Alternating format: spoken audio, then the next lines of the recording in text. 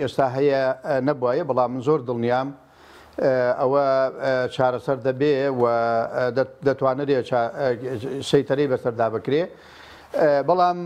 ئەوەی کە گرنگە بەڕاستی دەبێ هەموو کەسێک لە ئاستی خۆی لە هەرێمی کوردستان لە ئاستی مەسئولیەت و بەقەدەر حەجم و مەسئولیەتی خۆی هەست بۆ مەسئولیەتە بکا کە ئەمڕۆ لە کوردستان هاتۆتە پێشەوە. ناکرێ یعنی بەڕاستی ئەگەر کارێکی چاکرا هەموو کەسێک پێشبڕکەی پێ بۆ ئەوەی خەڵک وا تێبگەینێ کە مەخۆی کردوێتی. ئەگەر کارێکی خراپیش کرا ئەوە حکوومەتی هەرێم و پارتی دیموکراتی کوردستان لێ بەرپرسیارە، ئەو حکوومەتە ئەو هەرێمە هینی هەمومانە، حتا بەو لایەنانیشی کە نین لە ناو دەسڵاتە، چونکە هەمومان بەرپرسنین لە خزمەتکردنی ئەم وڵاتە، لە چاکسازیکردن لەم وڵاتە، لە هەڵسەنگاندنی کاری باش بۆ ئەم وڵاتە و ئاسانکاریکردن بۆ باری حکومڕانیت لە ناو هەرێمی کوردستان. ئومێ دەکەم ئەمە بەرپرسیارەتی هەمومان بێ و هیچ کەسێکی ژوا بیر نەکاتەوە و هیچ کەسێکیش بە دەستکەوتی خۆی نەزانێ ئەگەر مابینی پارتی و یەکێتی تێکچوو ئەو براوە ئەبێت، ئەگەرەک و یەکێتی لە حکوومەت دەرچوو پارتی براوە ئەبێ، هیچ کامێکمان لە ئاڵۆزی براوە نابین لە ڕاستیە، چونکە ئەمە هەرێمی هەمومانە، هەمومان قوربانیمان تێداوە و هەرێکە بە حەجمی خۆمان خەباتمان لەم هەرێمەدا کردووە و نایشکرێ بەڕاستیەکەی قینکردن لە حکوومەت و لە دەسڵات و بەجێهێشتنی دەسڵات و لاگرتن لە دەسڵات و من نازانم یعنی بەڕاستیەکەی ئەوەی لە ناو هەرێمی کوردستان دەگوزەرێ یعنی شتێکی دەگمەن و وەکوەڵێ زۆر شتێکی غەریبە، یعنی ئەوە نابێ، یعنی دەسڵاتە و مەسئولیەتە، ئەبێ هەموو کەسێک التیزام بە مەسئولیەتی خۆیەوە بکە و بۆ هیچ کەسێکیش لە دنیا لە حکومڕانیەتە دنیا تەخت نەبووە بە ئارزوی خۆی هەنگاوی تیابنێ و گەزومەتری خۆی تێدا بکە. تەنگژە و هەوراز و نوشێ و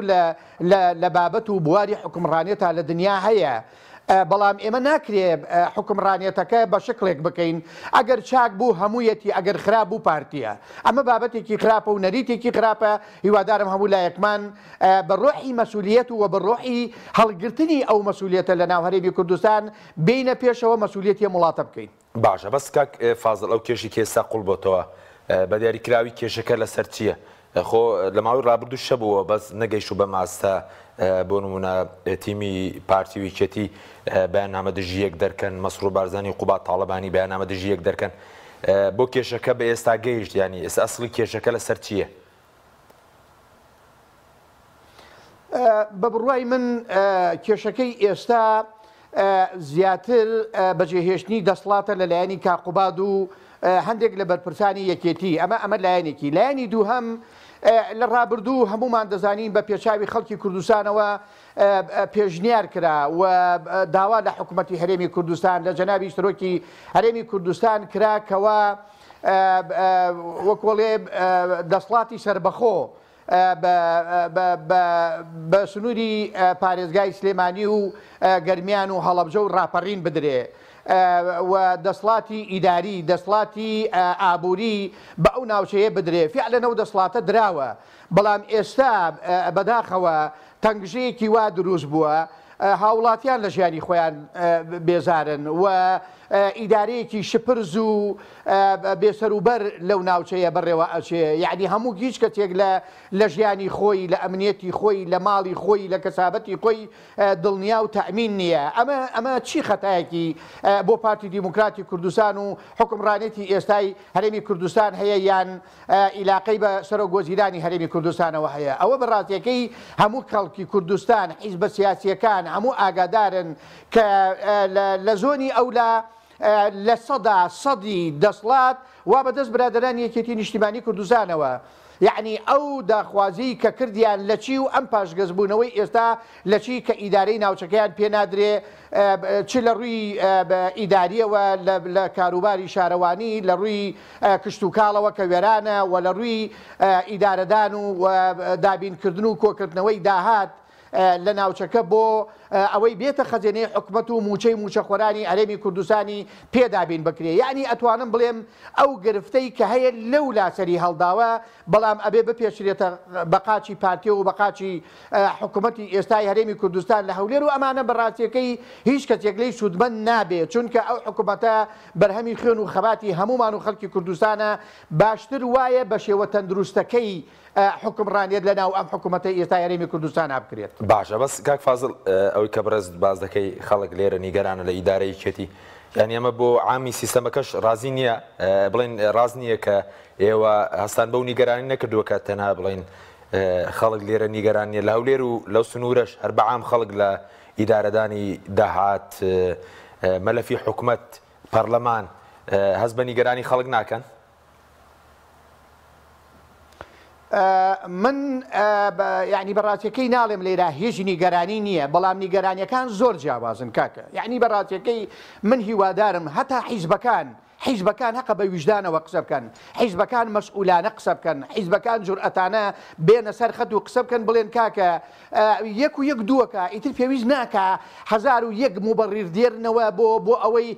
یعنی خەڵک زمانی فێر بۆ هەرڵێ پارتی و یەکێتی. ئاخر کاکە ئەگەر دوو برا لە ماڵێکە ناکۆکیان هەبێ لە 100,000 یەکێکیان زیاتر خەتابارە. یعنی بەڕاستیەکەی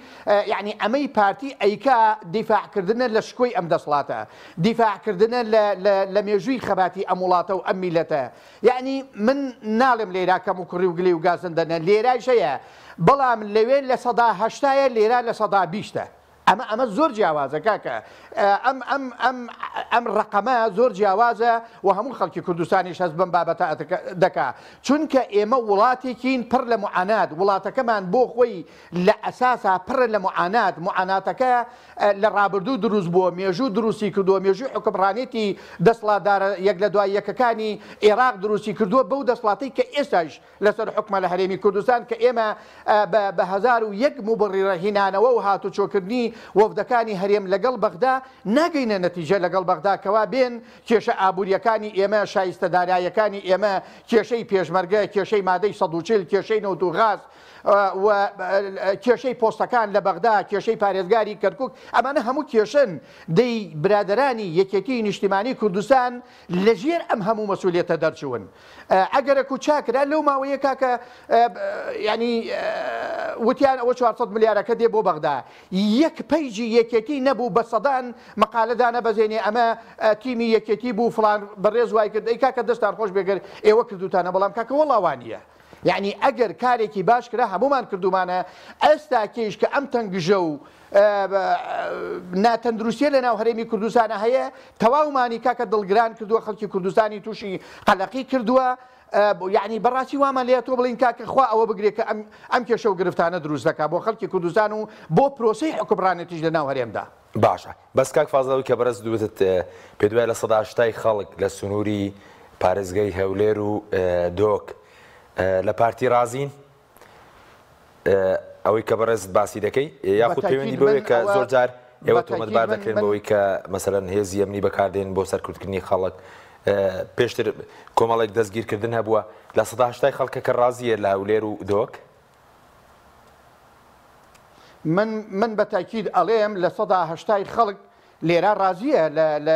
لە دەسڵات، لە بەڕێوەبردننی ئیدارە، لە دابینکردنی ئەمنێت، لە دابینکردنی موچە، لە ڕەخساندنی هەلی کار بۆ خەڵک و لە ئارامی خەڵک، لە پارێزگاریکردنی سنوورەکان کەوا داعش و خەڵکی تری نەیار نێنە ناو هەرێمی کوردستانەوە بۆ گیانی خەڵکی کوردستان. بەتەکی لێرە زۆر جیاوازە کاکە، ئەمە بابەتێک نییە من وەکو کادرێکی پارتی بیڵێم برادێکی تر کە پارتی نییە بەم قسە سەغڵەت بێت، چونکە ئەو ئەمنیەتەی لە کوردستان لەم سنوورە هەیە بۆ تێکڕای چین و توێژەکان و خەڵکە هەتا بۆ خەڵکە بیانیەکان کە لە ناو هەرێمی کوردستانن، لە سنووری پارێزگای سلێمانی و هەولێر و سۆران و دۆک و لە هەموو ئەم ناوچانەی کە ئەم ئەمنیەتە هەیە، یان ئەو ئازادیەی کە بۆ خەڵکی، بەڵام یعنی کاکە ئەبێ زۆر بە واقعی بزانین هەندێک خەڵکی هەست بە مەسئولیت داکا، یعنی بە شێوەیەکی نامەسئولانە بابەتدا بەزێنێ قسە ئەکا، غەڵەت ئەکا، تەجاوزی حەدی خۆی و ئازادیەکان ئەکا ئازادیەکان پێشێل دەکا بە تەکی ئەبێ لێ پێچینەوە لەگەڵ ئەم خەڵکانە بکرێ بەڵام ئێمە لەگەڵ ئەوە نین بڵێن وڵا خەڵک ئازادە بەڵام نابێ ئازادیەک پیادە بکرێ ئازادی خەڵکی تر پێشێل بکە ئەمنیەتی خەڵکی تر بخاتە خەتەرەوە ڕۆغبەت و ڕەونەقی ئازادیەکان لە ناو هەرێمی کوردستان نێڵێ یعنی هەمومان دەزانین کاکە دەستی مخابراتی دەرەکی لە ناو خەڵکی ئێمە لە ناو میلەتی ئێمە حتا لە ناو حیزبەکانی ئێمەیە لە ناو هەرێمی کوردستانە یعنی ئەو خەڵکانەی کە گیراون هیچی بەبێهۆ نەگیراوە و هیچی شیان نییە کە ئیحترافیان لەسەر هەڵەوکەم و کوڕیەکانی خۆیان نەکرد بێت. باڵێ بەڵام ئەوەی کە پێشتر ئەم حاڵەتە هەبوو دوای دێنەوە سەر بینی پارتیۆکیتی بەس بۆ من لە هەولێر ئەوەی بادینان تەنار داواکردنی موچە نەبوو بۆ من داواکردنی موچە بێت تاوانە یاخود ڕەخ نەگرتنێک لە بەرپرسانی پارتی یەکێتی حیزبەکانی تر دەچێتە چوارچێوەی تاوانەوە ئەتا کۆمەڵگەی نێودوڵەتیش نیگەرانیە یاخود دانیشتن لەگەڵ کونسوڵەکان کە پێشتر باز لەوەکرا لەگەڵیان دانیشتون وەکو تیرۆریزم مامەڵیان لەگەڵ کە بەسەر حیزبەکانی کوردستانیش هەر لەگەڵ ئەوان دانانیشن. کاکە من نامەوێت لێرە بۆ شکاردنی هیچ کەسێک ناو بەکاربێنم خەڵک گیراوە لەسەر کاری تەجوسس گیراوە یعنی جاسوسیەت و کاری مخابراتی بۆ لایەنی تری دژ بە هەرێمی کوردستان کردووە یعنی من حەز دەکەم یەک ناو ئەگەر ئێوە بتوانن یەک ناو بڵێن ئەمە بە بێتاوان گیراوە وڵای ئەمە ژمانعنین مەلەفی احترافەکەی بێرینە سەر شاشەی تەلەڤیزیۆن بڵین کاکەوە احتراف و لێدوانەکانی خۆیەتی کەوا لەسەر کاری مخابراتی و ئەمنیەت لە ناو هەرێمی کوردستان کراوە و گیراوە و من حەزەکەم یعنی بەڕاستیەکەی هەموو لایەک ئەو واقعە بزانێ ئەو جۆرە ئیجراعاتەی لە هەرێمی کوردستان یان بە تەئکید بە دیاریکراو لە هەولێر و لە دهۆک دەکرێت وڵی لە واشنتۆن دەکرێت لە بەریتانیا دەکرێت لە فەڕەنسا و ئەڵمانیاش دەکرێت لە باقی دەوڵەتە حکومڕانەکانی تری لە تەواوی دنیا و جیهان دەکرێت یعنی بۆچی یعنی ئێمە ئەو کاتە کوڕی چاکین حکومڕانێکی باشین ئیجازە بە پشێوی بدەین ئیجازە بە بایکۆت بدەین ئیجازە بە کاری مخابرات و تەجەسوسی هەموو لاولایەنێک بدەین خەڵک بکەوێتە حاڵەتی خەتەریاتەوە خەڵک لە ئەمنیەتی خۆی دڵنیا و تاکید دەبێت کاکە ئێستا حەزەکەم دڵنیابی هەتا دوی شەو بازاڕەکانی هەولێر گازینۆکانی هەولێر جمەی تێ لە گەنجەکاندا بە ئازادی بۆ خۆیان کاری ڕۆژنامەگەریەکەن کاری ئازادیەکەن وەختەکانی خۆیان بەسەر دەبن بەبێ ئەوەی یەکێک هەست بە بچووکترین خەتەریاتی ئەمنی لە ناو هەرێمی کوردستان بکە ئەمە بەچی کراوە بەو ئیجراعات و بە دوواداچوون و بەو هەڵوێستانە و بە هەوڵ و هیمەتی دەستگا ئەمنیەکانی ئێمە لە ناو هەرێمی کوردستانە کراوەکەوە شەونخونی دەکەن و گیانی خەڵک و ئازادیەکانی خەڵک دەپارێزن لە ناو هەرێمی کوردستاندا ئەمانە بەرهەمی هەبوو بۆ خەڵک یعنی ئێمە با دەستگا ئەمنیەکانی خۆمان کە ممکی تێگڕای خەڵکی کوردستانە بە کەم ئەهمیەت نەکەین ئەو شەونخونی و ئەو هەموو ناڕەحەتی و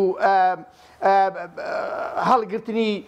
خەمەی کە دەستگا ئەمنیەکانی ئێمە لە ناو هەرێمی کوردستانە ئەیکا باب یعنی نەبینە سەبەبی دڵسات بوونەوەی خۆیان بە بڕوای من ئەبێت تێگڕای خەڵکی کوردستان هەموو چین و توێشەکان و حیزبەکانیش مەدالیای ئافرین بکەنە مەلی دەستگا ئەمنیەکانی ئێمە کە ئێمە وڵاتێکین ئێمە هەرێمێکین لە ناو ئەم هەموو خەڵکە دوژمنکارا کە چواردەوری هەرێمی کوردستانیان داوە زۆر ئاڵۆزی زیاتر لە سنوورەکانی دەرەوەی هەرێمی کوردستان هەیە بەڵام زۆر ئارامی و خەڵک بە تێر چاوی خۆی لە ماڵی خۆیدا دەخەوێ و ئیسراحەت دەکا بەبێەوەی یەکێک دڵی ڕابچەڵەکێت. بەڵێ زۆر باشە زۆر لەسەرەوە ناوەسین بەس بۆ ئەو دامپێدانانەی ڕابردوو هەبوون هەم لە سنووری هەولێر هەم لە سنووری سلێمانیش کە دەستگیرکردنەوەی خەڵک متمانەی نییە زۆر جار بە ئەو دانپێدانانە کە بڵاو دەکەن لەبەرەوەی دەڵێن پارتیۆکیتی خۆیان ویان کردووە کە هێزی ئەمنی بە حیزبی بکرێ یەکگرتنەوەی هێزی ئەمنی هەبێت لەوبارەیەوە چی دەڵێن؟ ئەمە نەقسێکە یعنی هیچ کەسێک ناتوانێت ئینکاری لێ بکە جا نەقسەکە کێ زیاتر مصەبیبە فەرمونون بە هەموو لایەک بێتە پێشەوە لە یەکگرتنی هێزی سەربازی بە یەکەی هەفتا و هەشتاوە لە یەکگرتنی دەستگا ئەمنیەکان لە کوردستان کاکە ئەم دەستگا ئەمنیانە و ئەم لەشکرە سەربازی ئێمە هەمانە چۆن لە کاتی شەڕی داعش هەموو هێزی سەربازی هەرێمی کوردستان بەبێ جیاوازی بە یەکەوە زۆر کات ڕۆحی با بڵین لاشەی شەهیدەکانی پارتی و یەکێتی و حیزبی سۆسیالیست و هەتا خەڵکی مەدەنی کە فیداکارانە خۆبەخشانە چۆتە بەرەکانی شەڕ بەیەکەوە جەنازەکانمان بواتەوە. ئەمە خاڵێکی گرنگی سەربەرزی تێگڕای خەڵکی کوردستان و هێزە ئەمنیەکانی ئێمەیە و هێزی ئەمنی پێکەوە شان بەشانی یەک ڕوبەڕووی ئەو خەتەریاتە دەبوونەوە کە ڕووی لە هەرێمی کوردستان کرد. ئەمە گەورەترین تۆماری شانازی دەستگا ئەمنیەکانی ئێمەیە لە لەشکر و لە هێزی پێشمەرگەی کوردستان کە بۆ خەڵکی کوردستانیان تۆمار کرد و دەتوانم بڵێم وەڵامێکی توندی و هەڵوێستێکی توندی نیشتمان پەروەرانیان بەوانە دایەوەکەوە پیلانگێڕیان بەرامبەر بە هەرێمی کوردستان دەکرد. ئێدەفەرموو بە هەموو کارەکانمان هەموو دەستگا ئەمنیەکانمان هەموو هێزە سەربازیەکانمان بخێنە ناو ئەو سەنگەرەوە کە ببن بە مڵکی تێگڕای خەڵکی کوردستان هێزی حیزب نەبێ، هێزی حکوومەت بێ، هێزی گەل بێ، پارێزگاریکردن لە گیان و سامانی خەڵکی کوردستان بێت. باشە، زۆر باشە. لە سەبارەت بەو ناکۆکی کە دروست بوو لە حکوومەت ئێستا پەیوەندی مەسرور بارزانی قوبات تاڵەبانی پەیوەندیان هەر پچراوە ئەوەندەی کە ئاگادارم پەیوەندی تەلەفۆنی هەیە یاخود ئەوەش نەماوە. نیگەرانیەکانی دیار نیە هی قوبات تاڵەبانی بەفەرمی بە ئێوە وەکو پارتیوە بە مەسرور بارزانی گەیان دەبێت؟ خۆی بابەتەکە لای ئەوانە نەگەوەی ئێمە پێیان بگەینین، ئەوان لە دنیایەکی ترین و ئێمە لە دنیایەکی تر. کاکە بەس من پێم وانە ئاستی مستەوا و مەسئولیەتی جەنابی کاک مەسرور بارزانی و جەنابی کاک قوبات تاڵەبانی لە ئاستێکا بێ کەوا دەنگیان بەیەکەوە نەبێ. من پێم وایە زۆر ئاساین لەگەڵ یەکتریش، بەڵام ملاحەزە یان با بڵێن ڕخنە دڵگرانی لە شێوازی ئەو پەیوەندیانە هەیە کەوا دروست بووە. جا بۆچی گەیشتە ئەو ئاستە؟ من ئەڵێم یعنی بەڕاتیەکەی وەکو خۆشم وەکو کەسێک وەکو ئەندامێکی پارتی وەگلی یەک ئاراستەی جەنابی کاک قوبات تاڵەبانی دەکەم نەدەبوو دەسڵات بەجێ بێڵێ. یعنی بەڕاتیەکەی ئەوە نەقسێکی گەورەی هەم جەنابی کاک قوبادە و هەم یەکێتی نیشتمانی کوردستانە. یعنی سەد مانگیتر نەک دوو مانگ جەنابی کاک قوبات لەو دەسڵاتە بتۆرێ بێکێکی تر بێتە جێگەی دەسڵات کاک قوبات دەبێت ئەبێتە داخل بکە لە بەڕێوەبردنی ئیدارەی وڵات. ئەزمموی هەیە، شارەزایی هەیە، کوڕی جەنابی مامجەلالە. یعنی بەڕاستیەکەی دەتوانرا لەگەڵ جەنابی کاک مەسرور دابنیشن، لەگەڵ وەزیرەکانی هەردوو لاو هەرێمی کوردستان دابنیشن، ئەو کێشانە کە هەیە لە کۆبوونەوە چارەسەری بکەن، نەک لە دەرەوە و لە سایتەکان و لە ڕاگەیاندن و لە پەیجەکان و بێن باسی ئەو شێوە کەم و کوڕی و گلەی و گازندانە بکەن. بەڕاستیەکەی ئەمە دەتوانم بڵێم مەسئولیەتەکەی لاواز کردووە، وەگلەیەکەی قوڵتر و گەورەتر کردوێتەوە و ئاشتی پەیوەندیەکانی پارتی و یەکێتیشی گەیاندۆتە ئەم ئاستە. یعنی ئەگەر بە بڕوای من بەیانی کێشەیەکی لەمە گەورەتر دروست ببێ، خۆ خەڵکی دەرەکی نایە بۆمان چارەسەر بکە. جەنابی کاک قوبات لەگەڵ جەنابی کاک مەسرور بارزانی دوو کەسن مەسئولیەتی حکوومەتی هەرێمی کوردستان دەکەن. ئەگەر کێشەی بینی حیزبەکانیش بێ ئەوان بچن چارەسەری بکەن، ئەگەر کێشە لە ناو حکوومەت بێ ئەبێ خۆیان چارەسەری بکەن. خۆ ناکرێ ئەوان ئاربنێنەوە خەڵکی تر بچێ بیکوژێنێتەوە. ئەوانە دوو کەسی بارزی ئەم وڵاتەن لە ئاستی مەسئولیەتن و متمانەی خەڵکیان پێدراوە، متمانەی پەرلەمانی کوردستانیان پێدراوە و خەڵک چاوەڕوانی زیاتری هەیە، پارتی و یەکێتی چاوەڕوانی زیاتری هەیە. من ئومێدەوارم ئەو بابەتە زوو بە زوو بێتە چارەسەرکردن، چونکە مەسئولیەتی گەورە لە تەرشانی ئێمە و یەکێتیە بەقینکردن و بەجێهێشتنی دەوام و بە گلەی و گازندە لە یعلام و لە پەیژە ناڕسمیەکان ئەوە کێشەکان چارەسەر ناکا و من پێم وایە ئەوە نەقسە لە بواری حکومڕانیەتە بۆ جەنابی کاک قوبات. من ئیوادارم ئەوە ئاخر جار بێ و زووش بتوانێت بگەڕێتەوە سەرکار و دەوامی خۆی. باشە، بەس ئەوە نەقسیش نییە بۆ مەسرور بارزانی چکوانیش باز دەوەکەن کە تا ئێستا بڵین پەیوەند بڵینەوە لە تیمی یەکێتی نەپرسیوەتەوە ڕاستە و خۆ چی دەوێت لە بەیاننامەکەی دوێنەی تیمی یەکێتی باز لەوە دەکەن؟ کاکە ئەوەی یعنی بەڕاستیەکەی من ئەوەی جەنابی کاک مەسرور ئیعلانی کرد بە بڕوای من شتێکی ڕەوا بوو و تەوزیح بوو، لێدان نەبوو لە یەکێتی، هێرشکردن نەبوو بۆ سەر یەکێتی، داوە لە یەکێتی دەکا. ئەڵێ ئەم گرفتانەی کە هەیە لە بواری شەیدکردنی هاوکارجاف، لە بواری کۆنەکردنەوەی داهات، لە بواری ئاڵوگۆڕکردنی پۆستەکان لە پەرلەمان و لە حکوومەت یعنی داوا کراوە کە بێن ئەم بابەتانە با بە لیژنەی مشتەرەک با بە شێوەیەکی مەسئولانە بێن ئەمانە چارەسەر بکەن یعنی ئەو ڕەد و ڕەتکاریە من نازانم دەچێتە خزمەتی کێ یعنی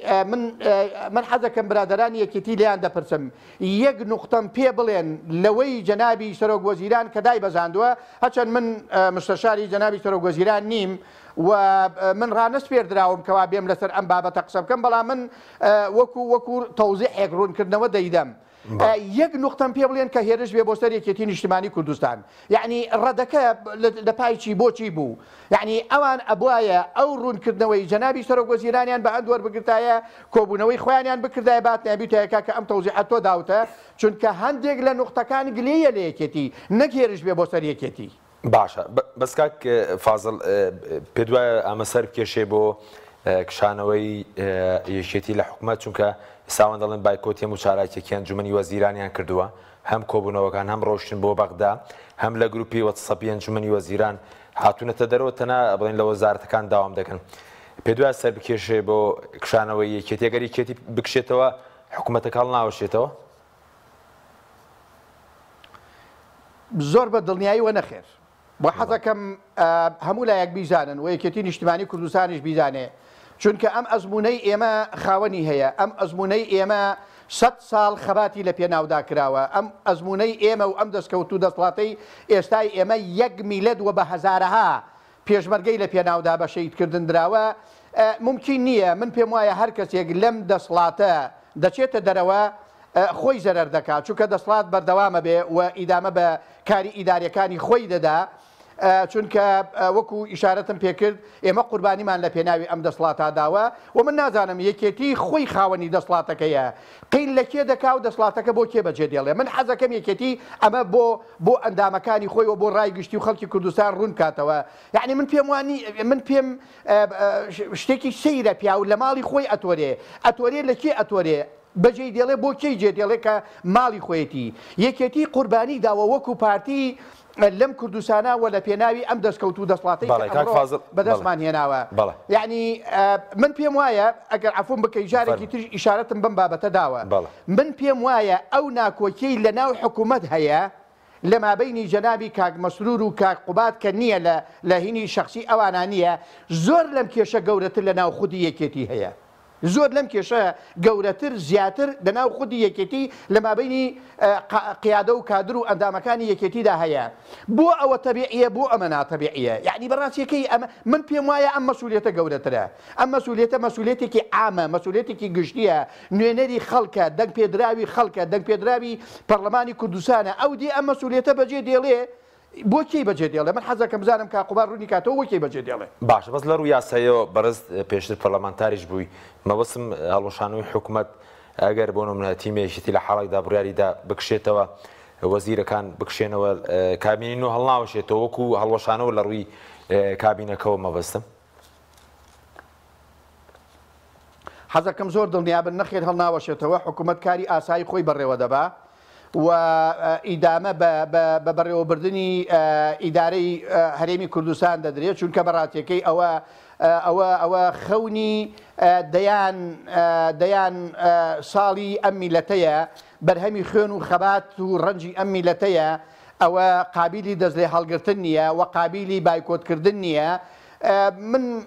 ئومێ دەکەم برادرانی یەکێتی زۆر باش ئەم واقعە بخوێننەوە و لێی تێبگەن چونکە حەزەکەم دڵنیابن بەچوونی ئەوان نە حکوومەت هەڵەوەشێ نە ئەیەڵەن مەویسی ڕوو لە وڵاتە و لە میلەتە بکە بەڵام ئیمکانە مەسەلا هەندێک ئاڵوگۆڕ بەسەر شێوازی ئیدارەدا نابێت چونکە هەموو کەس پێی وابوو ئەگەر موقتەدا سەدر لە پەرلەمان لاچێ لە حکوومەت لاچێ پرۆسی سیاسی لە عێراق پەکی ئەکەوێ عێراق هەڵەوەشێتەوە عێراق ئەبێتە گۆمی خوێن نەبوو بە گۆمی خوێن و نە هیچ ڕوویدا و ڕێک لە خلالێکی زۆر کوتا جێگەی هەموو پەرلەمانەکانیان جێگەی هەموو وەزیرەکانیشیان پڕ کرایەوە و ئەوەتە حکوومەت ئیدامە بەکاری خۆی دەدا زۆر بە دڵنیاییشەوە ئەو ئیرادە و زیاتر لە ناو هەرێمی کوردستان و لە لای قیادەی پارتی دیموکراتی کوردستان و هاوپەیمانەکانی هەیە ئیدامە بەکاری ئیداری حکوومەتی هەرێمی کوردستان دەدرێ هەر کەسێک بەجێ بێڵێ. باشە بە سۆکاری چێسا یەکێتی زیاتر کێشەکان لەگەڵ مەسرور بارزانیە پەیوەندێکی باشیان لەگەڵ نێچیروان بارزانی هەیە هەوکارەکەی چییە پەیوەندی بە چیەوەیە؟ وڵاتەوە تێ نەگەیشتم. بەڵێ مەبەستمەوەیە کە ئێستا پەیوەندی یەکێتی لەگەڵ نێچیروان بارزانی پەیوەندێکی باشە بەڵام لەگەڵ مەسرور بارزانی ئەوەی کە لە ڕاگەاندن دەرەکەوێ توندێکی زۆر هەیە پەیوەندەکان باش نییە هۆکارەکەی چییە بڵێن ئەو پەیوەندی یەکێتی وەکو تەرەفی یەکێتی لەگەڵ مەسرور بارزانی و لەگەڵ نێچیروان بارزانی؟ وەڵاهی من نازانم کوردەوارێڵێ ئەو خورمایی ئەو خواردوێتی ناوکەکەی لە باخەڵی منایە من پێم وایە ئەم قسەیە نابێتە دروستبوونی ناکۆکی لە مابەینی جەنابی کاک نێچیروان و جەنابی کاک مەسرور بارزانی بە تاکید یعنی سلوکێتی هەر کەسێک بۆ کەسێکی تر جیاوازە ئایا سلوکێتی کاک قوباد و کاک باڤڵ یەکێکە یەک سلوکێتیان و یەک تەبع و تەبیعەتیان لە شێوازی حکمڕانێت و کارکردنا هەیە بە تاکید سلوکێت و شێوازی کارکردن جەنابی کاک مەسرور و کاک نێچیروان جیاوازە بەڵام زۆر بە دڵنیایی بە یەک تەوجی کارەکەن بە یەک ئیتیجا کارەکەن بۆ یەک بەرژەوەندی کارەکەن جەنابی کاک نێچیروانیش و جەنابی کاک مەسرور بارزانیش باشە لەگەڵ کاک نێچیروان کێشەیان نییە ئەوە کاک نێچیر داوایانەکە بابێنەوە سەر دەسڵات و بابێن لە سەرۆکایەتی هەرێمی کوردستان کۆبوونەوەی خۆیان بکەن و زۆر بە دڵنیایەوە جەنابی کاک نێچیروان کاک مەسروریش باگەکا و لەوێ دانیشن کۆتایی بە ئەو کێشە و گلی و گازندانە دێنن کە تیمی یەکێتی و جەنابی کاک قوبادەتی ئەگەر ئەڵێن ئەوەیە فەرموو بابێن ئەوە من دڵنیام جەنابی کاک نێچیروان ئەوە چەند جارێکە بانگەشێوە کام و حیزبەکان داوت کا بە تایبەتی یەکێتی نیشتیمانی کوردستان لەژێر چەتری سەرۆکایەتی هەرێمی کوردستان کۆ ببنەوە کێشە کۆتایی بە کێشەکان بێنن بەڵام پێم وایە بابەتەکە ئەوە نییە. بەڵام خۆ بایکۆتیان نەکردووە بایکۆتی سەرۆکایەتی هەرێم وایە وەکو کۆبوونەوەکان بێ وەکو جێگیری سەرۆکی هەرێم بێت ئەو بایکۆتی کە لە حکوومەت هەیەە لە سەرۆکایەتی هەرێم نیانە؟ بایکۆتی حکوومەتیشیان نەکردووە نەک تەنهایی سەرۆکایەتی هەرێمیان نەکردووە وەکو کۆبوونەوەی ئەنجومەنی وەزیران هەر کامووی لە کارە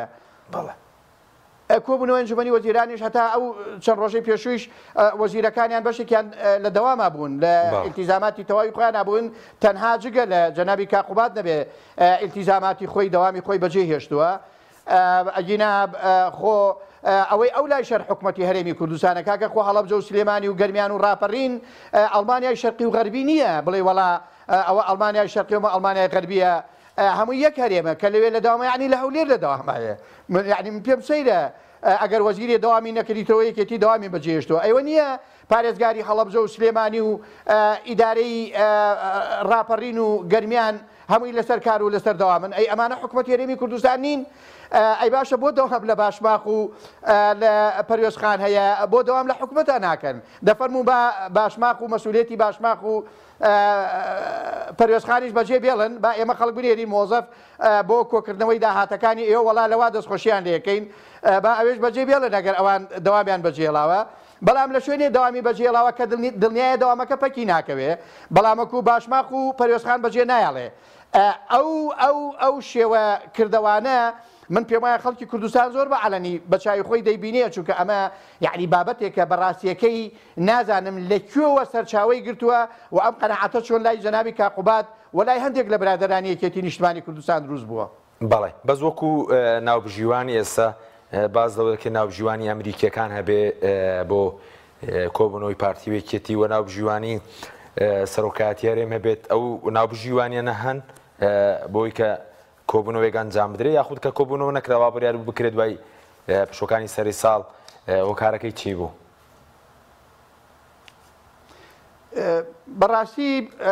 من وەکو خۆم یعنی وەکو ڕێی خۆم و مەسئولێتی خۆم ئەم قسەیە دەکەم من ئەوە بە نەقسێکی زۆر گەورە دەزانم بۆ پارتی دیموکراتی کوردستان و یەکێتی نیشتیمانی کوردستان کە خەڵکی دەرەکی بێمە و یەکێتی ئاشکاتەوە چونکە کەسایەتێکی وەکو جەنابی سەرۆک بارزانی و کەسایەتێکی وەکو جەنابی کاک نێچیروان بارزانی کە سەرۆکی هەرێمی کوردستانە لەم وڵاتە بێ لەم هەرێما بێ کە زۆر جار نێوەندگیری لە مابەینی دەوڵەتەکانی ناوچا دەکەن بۆچی ئەوە بخوا و بۆچی بتوانن ئەوە بکەن بۆچی نەتوانن مابینی پارتی و یەکێتی چارەسەر بکەن یعنی بەڕاستیەکەی من ئەوە بە نەقسێکی گەورە دەزانم و نەقسە گەورەکەیش لای یەکێتیە نەک لای پارتی دیموکراتی کوردستان بۆچی نێوەندگیری خەڵکی ترمان قبول بێ بۆچی نێوەندگیری جەنابی سەرۆکی هەرێمی کوردستانمان لە هەرێمی کوردستانە قبول نەبێ من هیوادارم واز لەو عەقڵیەتە لەو بیرکردنەوە و لەو نەریتە بهێنرێت نێوەندگیری نێچیروان بارزانیان ڕەتکردەوە یەکێتی لەو ماوەیە بەفەرمی ئەگەر ڕەتیان نەکردایەتەوە ئەوە چەند جارێکە بانگەوازی هاتنی لایەنەکان و یەکێتیش دەکا بۆ ژێر چەتری سەرۆکاتی هەرێمی کوردستان و کۆبوونەوە بۆ چارەسەرکردنی کێشەکان یعنی بەڕاستیەکەی نەدەبوو خەڵکی تر ئەو حەقە بەخۆی بدا ئەو مافە بەخۆی بدا یان بیر لەوە بکاتەوە وەکو نێوەندگیر بێ بۆ هەرێمی کوردستان و بدرێ بە یعلامی دنیایش کە ئەوە نوێنەری کۆشکی سپی دێ بۆ مابینی پارتی و یەکێتی بۆ چارەسەرکردنی کێشەکانیان من ئەوە بەداخەوە بە شتێکی زۆر خراپ دەزانم و بە شتێکی باششی نابینم باشە بەزۆکەوەی پەرلەمان وابریار بوو پەرلەمانی کوردستانیش کۆبنەوەیکی نائاسایی گرێبدات بۆ ئەو گۆڕانکاریە وەزارێنەی کە هەن هەمەوەی یەکێتی وەزیری پێشمەرگە و وەزیری کاروباری بەغدە هەم بڵێنەوەی پارتی وەزیری ئەوقاف و گۆڕانکاریەکانی ناو پەرلەمانیش بۆچی نەکرا لەمپەرەکە چی بوو ئەویش بۆچی ئەم گۆڕانکاریانش بڵێن لە پەرلەمان کێشەیان بۆ دروست بوو ئەوەیش پێشتر برادەران یەکێتی گلەیان لەوە دەکرد کە پارتی مەجال نادا یەکێتی ئاڵوگۆڕ لە پۆستە ئیداری و پەرلەمانیەکاندا بکە ئەوە من پێم وایە دەرکەوت کە پارتیژمانە عینیە وانە ڕزی خۆیانە پۆستەکان چۆن ئاڵوگۆڕ دەکەن بەڵام پۆستەکان دەبێ بەڕاوێژ بێت ناکرێ وەزیر بگۆڕی و سەرۆک وەزیران لێی بێخەبەر بێ ئەوە بەڕاستیەکەی شتێکی نامەنتیقە چونکە لە هەموو دنیا سەرۆک کۆمار سەرۆک وەزیران دەسڵاتی تایبەت و مافی ڤیتۆی هەیە لە هەندێک بابەتە بۆ ئەوەی کێ ئەکاتە تیمی وەزاری خۆی کێ ئەکاتە بەڕێوەبردننی وەزارەتەکان ئەبێ لەگەڵ ئەوە ڕاوێژێک بکەم پێم وایە گرفتەکە لەوا بوو ئەوە کە چارەسەر کرا ئێستا هیچ گرفت دەوانەماوە کە یەکێتی کێ لە جێی کێدادەنێ بەڵام پێم وایە تا ئێستا لە ناو خودی یەکێتی کێشە هەیە بۆ دانانی وەزیرەکان و ئەو بەڕێزانەی تر کە پێشنیار کراون لە جێگەی بریکاری وەزارەتی ناوخۆوە لە جێگەی وەزیری پێشمەرگە و لە باقی ئەو پۆست و پلانەی ترکەوە قەرارە ئاڵوگۆڕیان تێدا بکرێ بەتەکیدەوە بێ پەرلەمان بەڵامە بێ پارتی و یەکێتی کۆ ببنەوە چونکە پارتی و یەکێتی ئەبێت دەنگ بە یەک بدەن لە ئاڵوگۆڕکردنی پۆستەکانە بە هەمان شێوە پارتیش ئاڵوگۆڕی لە پۆستەکانی خۆی هەیە چونکە لە دوای کۆنگرەی چواردەی پارتی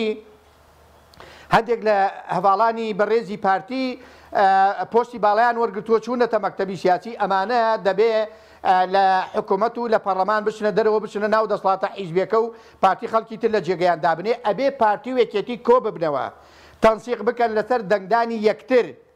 بە ئەو بڕێزانەی کە دادەنرێ چ لە پەرلەمان و چ لە حکوومەت بەڵام تا ئێستا کە کۆبوونەوەکە نەکراوە یەکێتی نەهات بۆ کۆبوونەوەی هەردوو مەکتەبی سیاسی کە پارتی داوەتی کردن لە دوای کۆنگرەی چواردە لەگەڵ هەندێک لە حیزبەکان دانیشتن یەکێتی تا ئێستاکی ئامادەی ئەو کۆبوونەوەیە نەبوو و نەهاتن بۆ کۆبوونەوەکەی سەرۆکی هەرێمی کوردستان ئیتر نازانم یعنی بەڕاستیەکەی ئەبێ خەتاکە کێ بێ وە لەکوێ بێت بەڵێ سوپاسەکەی کاک فازڵ ناوبڕێکی کوتمانەیە دواتر دەینەوە لای بەڕێستان لەسەری دارەدانی داهاتەکانیش قسە دەکەین و خاڵە سنووریەکان بڵێ میرانی بەڕێز ناوبڕێک و دەینەوە لاتان لەگەڵ مامێنەوە تۆپ ئارت تاکە بریکاری تۆڕی میدیایی کۆمەڵ بۆ بەرهەمهێنان و بڵاوکردنەوەی ڕێکلام یەکێک لە خواردنەکانی سفرەی کوردی بریانیە خواردنێکی بەناوبانگ و بەچێژ جۆری زۆرە و خۆی بەتەنها بێ یا بەتەنهاش نەبێ زۆر خۆشە بریانی خۆشتر ئەبێت ئەگەر برنجەکەی برنجی مەحموود بێ برنجی مەحموود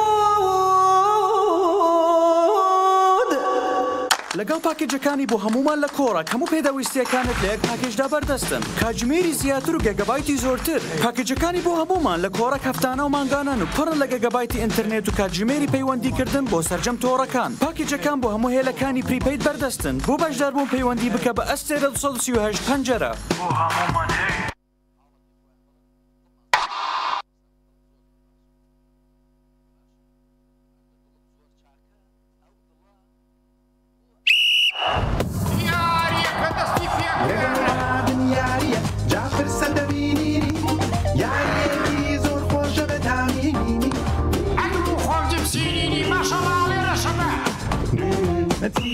ئەولا سیپی ئەولایە و ئەم لا جپسیلی ئەحماڵەکەمی سەیریکەن هێرش بەرەکەینی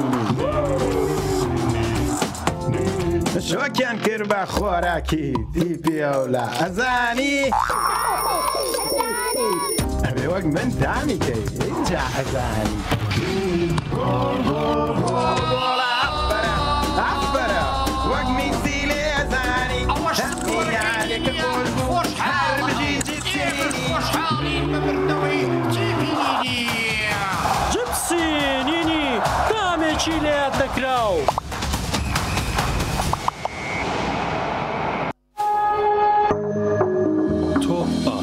تاکە بریکاری تۆڕی میدیایی کۆمەڵ بۆ بەرهەمهێنان و بڵاوکردنەوەی ڕێکلام.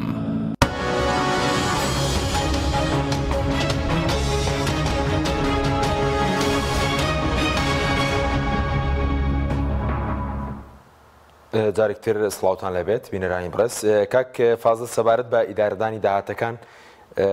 بڵین ئەوەش مەلەفێکی دیکەی ناکۆکی بینی تیمێکێتی و پارتیە لە حکوومەت ئیدارەدانی داهاتەکان باس لەوە دەکرێت کە دوێنێ مەسڕوڵ بازانیش باسی لەوکرد و کۆسب دروست کراوە بۆ حکوومەت ئەو کۆسپانێک کە دروست کراون بۆ حکوومەت چین و ئایا یەکێتی خۆی ڕێگری کردووە لە چاکسازی؟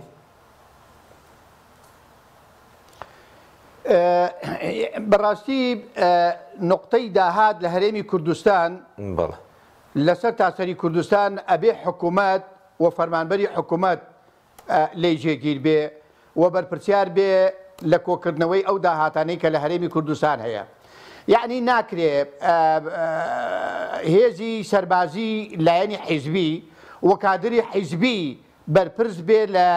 لە نقطەی داهات لە جێگەی فەرمانبەری حکوومەت. ئەمە بەڕاستیەکەی خەلەلەکە لێرا دروست بووە و ئەو خەلەلەی کە هەیە لەسەر مەسەلەی کۆنەکردنەوەی داهات گەورەترین زوڵمە لە قوتی خەڵکی کوردستان و لە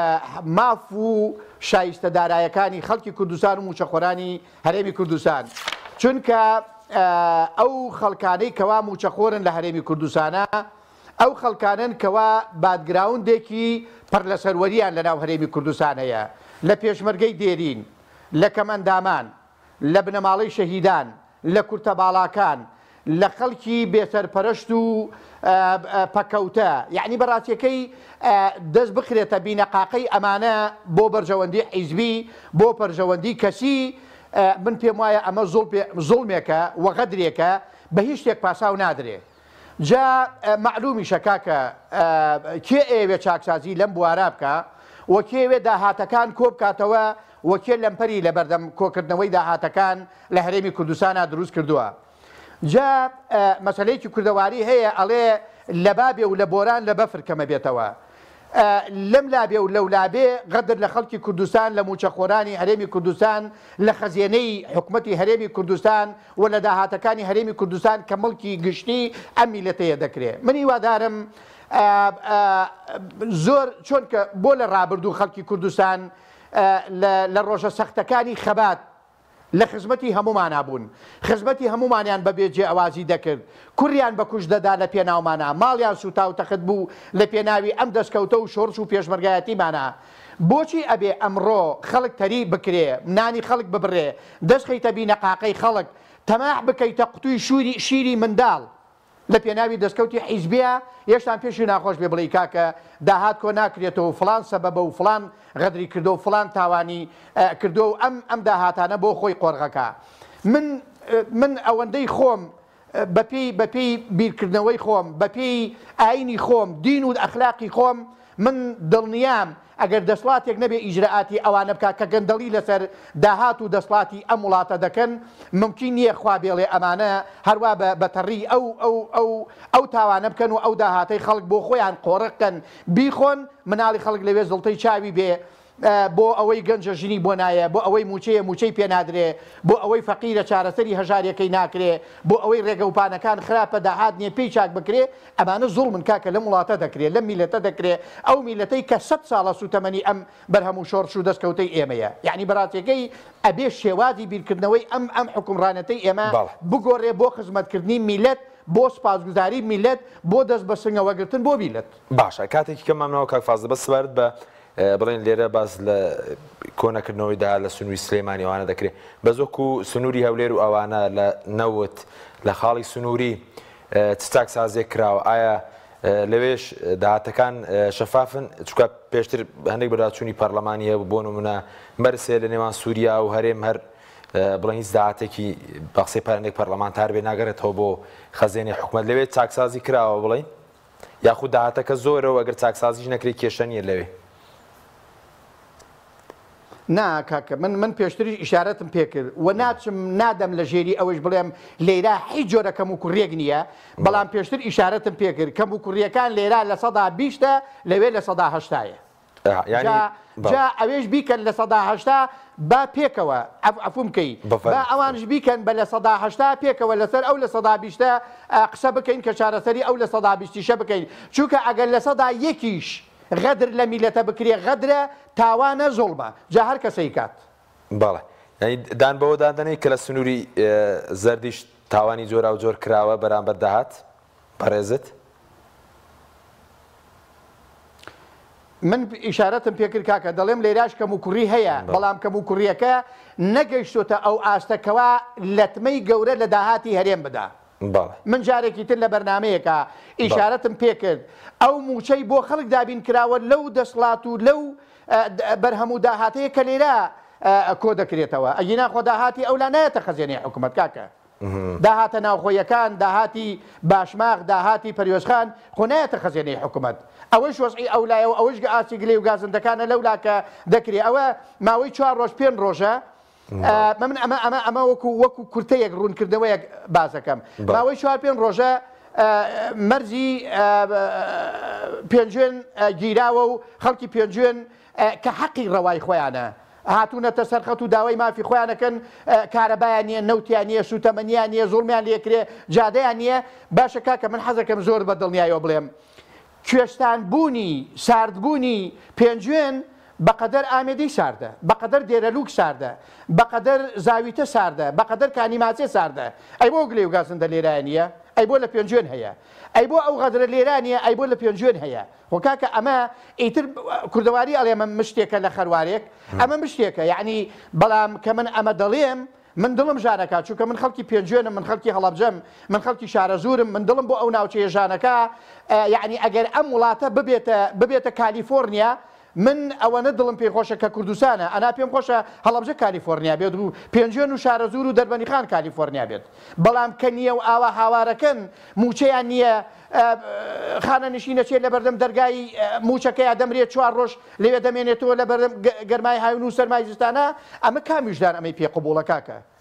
کامیشدان ئەمەی پێقبوڵە ئەوانە خەباتیان نەکردووە ماڵیان تەقت دەبوو نەڕوخان. بەڵێ سنووری هەولێر نزیک بۆ تۆ لە کالیفۆرنیا بڵێن ئەگەر کالیفۆرنیاش نەبێت بەڵام سلێمانی نییە سلێمانی نییە بەڵێ ئەی لەسەر داهاتی نەوت ئیدارەدانەکەی بڵێن ئەنجومەنی هەرێمی نەوت و غازی شەیە کە هەموو لایەنە پێکەنەرەکانی حکوومەت یەکێتی گۆڕان پارتی تێیدا بەشدارن بەڵام یەکێتی باز لەو دەکە کە نەوت بۆتە نعلەت بۆ خەڵکی کوردستان ئێوە خوێندنەوەتان چی بوو لەسەر ئەم قسانە یەکێتی تیمی یەکێتی لەبارەی نەوتەوە؟ وەڵی جا خەڵک ئازادە بۆ خۆی بەچی تعبیرێک بەکاردێنێ و ئەتوانێ بڵێ چی کاکە ئێمە لەو کاتەوەی کە نەوتمان هەیە کەوتوینەتە ناو سیاسەتی وزەی عالەمی ئەگی ناخۆ ئەو هەموو بەهاتنەوە دەمەی وڵاتانی غەرب و دنیا و ئەمریکا و رووسیا و سین و یابان و بەریتانیا خۆ لەبەر چاوی کاڵی ئێمە نییە کاکە لەسەرەوەی ئێمە کەوتوینەتە سەر سیاسەتی وزەی عالەمی یعنی ئێمە خاوەنی بەرژەوەندین ئەتوانین بەرژەوەندیمان هەبێت دەتوانین بەرژەوەندی وڵاتانیش لە وڵاتی خۆمانە بەرجەستە بکەین ئەو هەموو کۆمپانیا زەبەلاحە ئەجنەبیە لە ناو هەرێمی کوردستانان تۆ بڵێ منەظەمەی خێری نین کاکە هاتوون بۆ هەرێمی کوردستان هاتوون ئەوانیش لە ناو وڵاتێکی وەبەرهێنەری نەوتە سەرمایەداری دەکەن یعنی بەڕاستیەکەی ئەمە بابەتێکە من هیوادارم هیچ کەسێک وا بیر نکاتەوە کە نەود بووەتە غەزە بۆتە نەعلەت بۆ ئەم وڵاتە ئەگەر ئێمە نەوتمان نەبێ ویل بە حاڵمان دەبێ حەزەکەم زۆر دڵنیابن و ئێمە ئەکەوتینە حاڵەتێک کە ئێستاکێ خاوەنی هیچ نەبووین لە وڵاتە ڕاستە خەباتمان کردو و قوربانیمان داوە خۆ کاکە ئێمە لە ڕابردوویش هەر ئەم میلەتە بووین هەر ئەم حیزبانە بووین کیمیاباران کراین ئەنفال کراین و جینۆسایدی وڵاتمان کرا کێ لەسەر ئێمە هاتە دەنگ بەڵام کە میلەتێک بووین توانیمان کۆڵ نەدەین لە دەستکەوتەکانی خۆمان توانیمان سیاسەتی وزە لە وڵاتە بەکاربێنین من پێم وایە ئەوانەی ئێستاکێوە ئەڵێن زۆریان ماوە تێبگەن لە دەستکەوتی نەوت لە سیاسەتی نەوت لە سیاسەتی وزە کە لەم وڵاتەدا بەکار هاتووە بە بڕوای من ئەوەی بوو بە سەبەبی دەرهێنانی نەوت و بردننی بۆری نەوت هەرێمی کوردستان بۆ دەریای ناوەڕاست ئەمە ئەبێ پەیکەری لە زێر بۆ دروست بکرێ لە داهاتوو بەڵامکەی ئەو کاتەی هەموو کاتێک بێ زیارەتی پەیکەرەکەی بکە باشە کاتمان نەماوە بەس سەبارەت بۆی کار خەڵکە بۆنەوە دەڵێن بۆی نەوتەوە ئێستا نەوتی سپیۆک و پێویست نادرێ کێشەی موچە دروست بووە بێکاری کەرتەکانی دیکە بە قەیرانی موچە دروست بوو نەدانی موچە نەوت یاخو لە کاتی ڕیفراندۆمیش وڵاتێک بۆی نەوت و پشگیریەمان کرد بە کورتی بێ سوپاس دەکەم کاتمان نەماوە ئێمە کاکە کۆمەڵێک کۆسپی گەورە هاتە بەردەم حکومڕانێتی ئێمە شەڕی داعش یەخەی وڵاتی ئێمەی گرت شەڕی داعش دابەزینی نرخی نەوت کە نەوت هات بۆ $12 یعنی کرێکەی دەرنەی هێنا دەرهێنانەکەی سیاری نەوت دابەزی 2 ملیۆن و قسوور ئاوارە هاتنە ناو هەرێمی کوردستان ئێمە خۆمان 6 ملیۆنین 3 ملیۆن ئاوارە ڕژا بەسەر هەرێمی کوردستانە و برینی موچە و بوجەی هەرێمی کوردستان لە بەغداوە یەقەی هەرێمی کوردستانی گرت دەتوانم بڵێم سەرکەوتوترین مەسئولیت لە هەرێمی کوردستان و لە تەواوی ڕۆژهەڵاتی ناوەڕاست ئەو مەسئولیتە بوو کە بەرپرسانی باڵای پارتی دیموکراتی کوردستان بە دەرەجەیەک ئیمجا لایەنەکانی تر کە توانیان ئیدارەی ئەو ئەزمە گەورەیە بدەن کە بەسەر هەرێمی کوردستانە هاتوو نەیانێڵا بێ ئومێدی و نائومێدی ڕوو لە خەڵکی کوردستان بکات سوپاس دەکەین سوپاس بۆ بەڕێز کاک فازڵ بەشارەتی کە لە هەولێرەوە لەگەڵمان بووی پەرلەمانتاری پێشووی پارتی دیموکراتی کوردستان و ئەندامی پێشووی ئەنجومەنی سەرکردایەتی پارتی سوپاسیان بەدەبوون دەکەین سوپاس بەوەی بینەرانی بەڕێز سوپاس بۆ هاوکارانم خواتان لەگەڵ